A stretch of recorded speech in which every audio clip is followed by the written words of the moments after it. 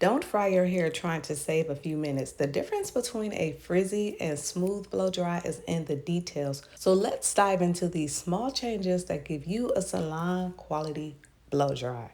Blow drying your hair seems simple, right? But if you're making even one of these mistakes, you could be trading shiny, smooth, healthy hair for frizzy, damaged hair and wasted time. Whether you're a blow dry pro or just getting started, I'm about to break down 10 mistakes that most people make with their blow dryer and how each one can make a huge difference in your end result. Starting with a heat protectant is non-negotiable. Without it, you're letting direct heat damage your hair, and over time, that leads to dryness and breakage. A good heat protectant creates a barrier that helps your hair stay moisturized and protected even on high heat settings. And speaking of high heat, cranking up the heat might feel like it'll get the job done faster, but all it really does is risk over drying and damaging your hair. Using the wrong speed and heat setting can harm your hair, especially if it's fine or damaged. Just like you have to adjust the temperature when you're using flat irons based on your hair's type, texture, or density, the same thing applies when you're blow drying your hair. If you're not sectioning your hair and blow drying all of your hair at once, you're not just slowing yourself down, you're creating frizz and uneven results. Sectioning allows for a more polished, even blowout. By working in sections, you'll get faster drying times, less frizz, and smoother results. And you should always use some sort of attachment on your blow dryer so that you're not blow drying right against your hair, because this can burn your hair and even damage your scalp. That's why using a concentrator nozzle can make or break your blowout by directing airflow and reducing frizz. The brush you use while blow drying has a huge impact on your final results because it influences everything from how much volume you create to how smooth and frizz-free your hair looks. Different brushes are designed to serve specific purposes, and using the right one can make blow drying faster, healthier, and more effective. Here's why the type of brush matters. When we're talking about heat distribution and efficiency, round brushes, especially those with ceramic or tourmaline coatings, help distribute heat more evenly through the hair, reducing drying time and allowing for a smoother finish. These materials also emit negative ions, which help to counteract frizz and add shine. Your bristle type and tension control. Brushes with natural board bristles are great for creating tension, which is essential for achieving a smooth, sleek blowout. And board bristle brushes also help distribute natural oils from the scalp down the hair shaft, adding shine and protection.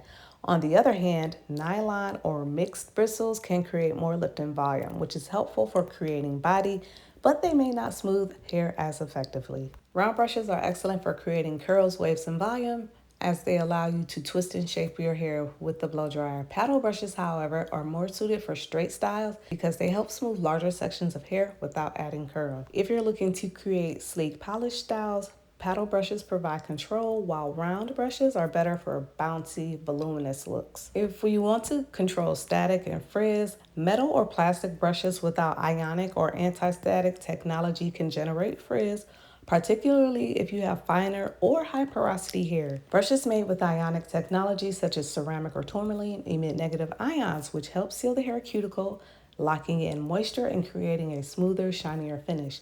This is especially important for those with frizzy or textured hair. Using a brush that isn't suited to your hair type or style goals can lead to more passes with the dryer, causing overexposure to heat. For example, trying to achieve a smooth look without a vent brush or a brush without enough tension will require more time and effort, exposing your hair to more heat than necessary.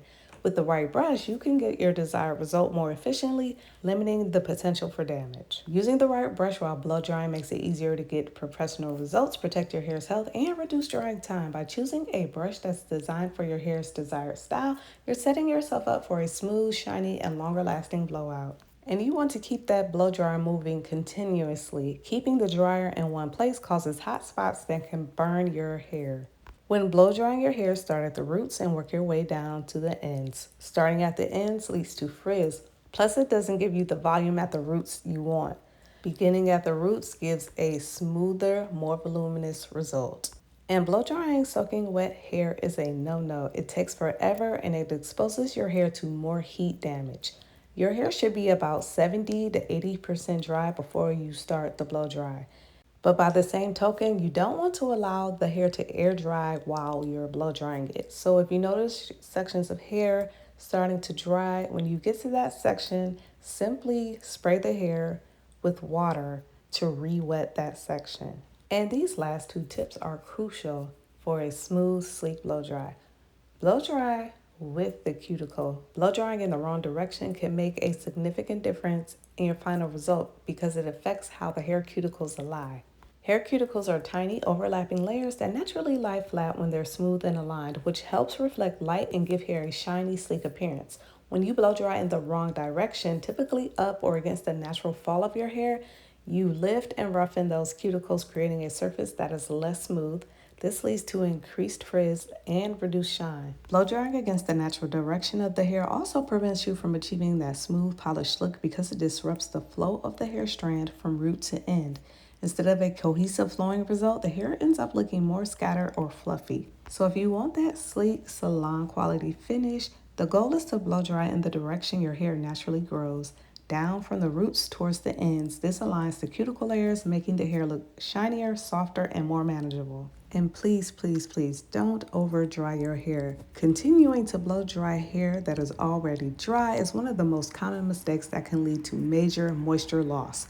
Once your hair is fully dry, leaving the dryer on it doesn't just dry the remaining water, it actually starts stripping the hair's internal moisture, which is crucial for maintaining elasticity, softness, and shine. Without that essential moisture, the hair becomes dull, brittle, and more prone to breakage, especially if this habit is repeated over time. One way to avoid this is to learn the signs of when hair is truly dry. First, pay attention to the texture. Damp hair will feel cooler and may even have a slight tackiness compared to dry hair, which feels softer and slightly warmer. Additionally, dry hair tends to feel light and moves more freely, whereas damp hair will have a bit more weight to it.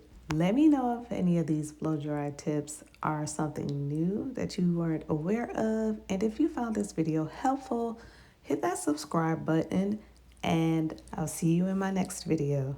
Thanks for watching.